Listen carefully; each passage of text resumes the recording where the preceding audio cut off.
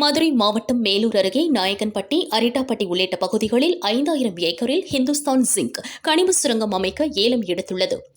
ஏலத்தை நிரந்தரமாக ரத்து செய்ய கோரி 48 கிராம மக்கள் கடந்த 2 மாதங்களுக்கு மேலாக பல்வேறு போராட்டங்களில் குடும்பத்துடன் ஈடுபட்டு வருகின்றனர். அதன் ஒரு பகுதியாக இன்று முல்லை பெரியாறு ஒருபோக பாசன விவசாயிகள் சங்க நிர்வாகிகள் ரவி, குறிஞ்சி குமரன், இளங்கோ, அசோக்குமார் தலைமையில் 100க்கும் மேற்பட்ட வாகனங்களில் 5000த்திற்கும் மேற்பட்டோர் நரசிங்கம்பட்டியில் இருந்து வாகன பேரணியாக புறப்பட்டனர். இந்த வாகன பேரணி மதுரை தல்லாக்குளம் தலைமை தபால் அலுவலகம் முன்பு நிறைவு பெறுகிறது. அங்கு ஆர்ப்பாட்டத்தில் ஈடுபட உள்ளனர். இதையொட்டி மேலூரில் கடைகள், வர்த்தக நிறுவனங்கள் அடைக்கப்பட்டன. பேரணியில் நகை மற்றும் அடகு கடை முன்னேற்ற நலசங்க நிர்வாகிகள் செல்வராஜ், சுரேஷ், முரளி உள்ளிட்டோர் கலந்து கொண்டனர்.